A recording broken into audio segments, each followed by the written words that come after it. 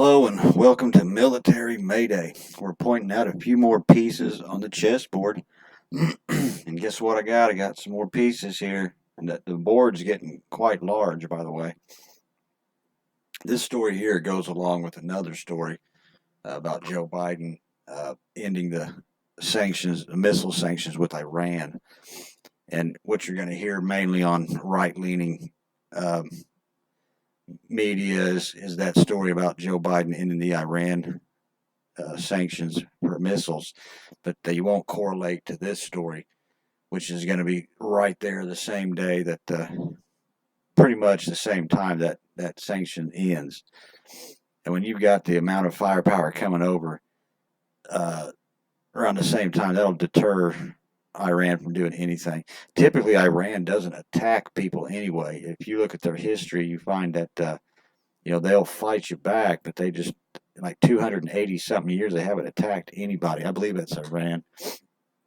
Let's get to this story though. How the U.S. is ramping up firepower in the Middle East to deter Iran from starting World War III with an armada of 13 warships, 100 fighters, cruise missiles, spy planes, and 2,000 amphibious special forces massing the region. And these are the trained bad boys here, these 2,000 amphibious special forces, you betcha. They're the ones that can get it done. The U.S. state is amassing a war machine in the Middle East and a clear message to Iran to stay in the sidelines as Israel prepares to launch a ground invasion into Gaza to destroy the terror group Hamas.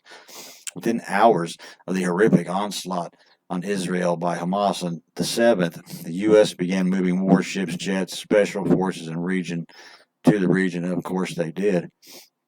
2 aircraft carriers, including the world's largest, USS Gerald R, have been sent to the Eastern Meridian along with scores of planes that could carry out airstrikes. More aircraft, including F-15, F-16 jet squadrons, have been dispatched to U.S. military bases in the region, doubling the number available in the Persian Gulf. And let's not forget about all of our allies that are buying the F-35s, the F-18s, I think it was. All the ships too.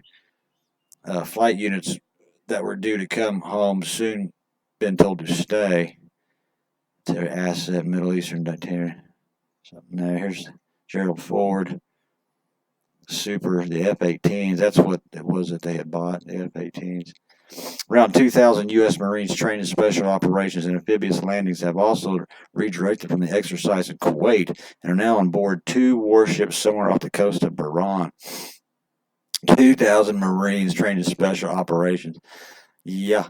The Pentagon is also preparing an additional 2,000 Army and Air Force personnel as a potential rapid response force. It reflects concerns in Washington that Hezbollah, the Lebanon-based terrorist group, or Iran itself, could escalate the crisis into an even more devastating regional conflict. The main aim of the U.S. military ramp-up is to deter Iran and its proxies from making any aggressive move. The Gerald R just completed an exercise with the Italian Navy before being ordered on its latest mission. I wonder what the exercise was. Has a crew of 5,000, carries 90 warplanes, including F-18 Super Hornet jets, F-35 strike fighters, and A-10 tank busters. Well, the Warhawk. The carrier, which has a nuclear reactor, is replete with an arsenal of weapons like evolved Sea Sparrow missiles and the Mk-15 Phalanx closed-in weapon system, which is used to fire armor-piercing bullets. Reconnaissance. Spy plane. 5 support ships, including destroyers, an armed tank with Tomahawk cruise missiles and pervasive laser-guided bombs, surface-to-air, surface-to-surface, and anti-submarine weapons. A 2nd aircraft carrier, the USS Dwight D. Eisenhower, will arrive in the eastern Mediterranean in about a week, also accompanied by 4 other warships. The carrier, also known as the Ike, has 5,000 sailors that can bring up to 9 squadrons of aircraft, including fighter jets and helicopters. Its E-2 Hawkeye spy planes will be able to provide an early warning of any enemy missiles launched, conduct surveillance, and detect Iranian aircraft. The aircraft carriers can also be used as bases from which to conduct informational warfare. Much of the U.S. operation that will be expected to be coordinated from the forward headquarters of the U.S. Central Command and Al-Qaeda Al-Udeid Air Base in Qatar, the largest U.S. air base in the Middle East. There's some of the dealies. Let's look at that. Amazing. Even before the new influx of firepower, the U.S. had over 30,000 troops in the region.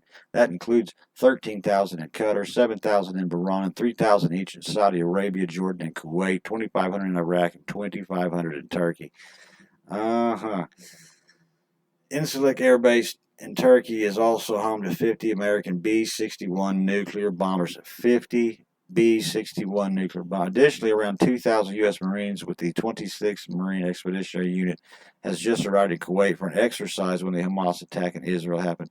Did they just happen to arrive there at the same time for the exercise?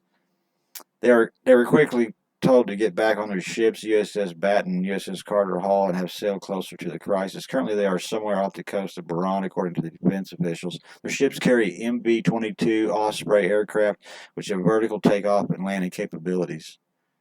Hold on here, let me check something. Okay, good. A spokesperson told the Military Times, should they be ordered, they could participate in some type of operation in support of Israel. I bet they could. Meanwhile, a small team of special operation forces has also been sent to Israel to help recover hostages, including Americans being held by Hamas in Gaza. The Pentagon also ordered about 2,000 extra forces to be prepared to deploy to the Middle East if needed in the coming days and weeks. They would provide intelligence and surveillance, transportation, and medical capabilities. It would include personnel from the Air Force and Army. A Pentagon spokeswoman said these specific units have not been identified. She said the increased our ability to respond quickly to the evolving security environments of the Middle East. No decisions have been made to deploy any forces at this time. The Defense Secretary will continue to assess our force posture and remain in close contact with allies and partners. Amid fears of an escalating crisis, Hezbollah, the Lebanon-based Iranian-backed terrorist group, has stockpiled up to 150,000 rockets and missiles and could fire them far into Israel. An ensuing war between Israel and Lebanon would be even worse than the current Gaza crisis, according to experts. As Israel prepares for a ground invasion of Gaza, Iran warned of potential preemptive action by Hezbollah. Hussein Ardi, the Iranian foreign minister, said on Monday, all possible options and scenarios are there for Hezbollah. Any preemptive measure is imaginable in the coming hours. And he's right. I mean, I could see something happening, but at the same time, when you're sending that much firepower, and it's going to be basically the same day or before your little embargo here, or whatever you got. Let's see, I've got the story. Oh, wait a minute. Yeah, Biden accidentally give Iran huge victory as missile sanctions end. Now this is on purpose. I mean, yeah, okay, so we've ended the missile sanction, but look at what the fuck we got going over there. You know what I mean? I mean, they're not going to do anything. And you're going to hear the right talk about this all day long, but they're not going to bring out anything about this. And the left probably won't talk about this either. I don't know. I don't really watch mainstream media anymore. I just read articles, listen to people online. I like their opinions better. Anyway, don't forget to hit the like button, subscribe. Get off here and go for the next one. Toodaloo.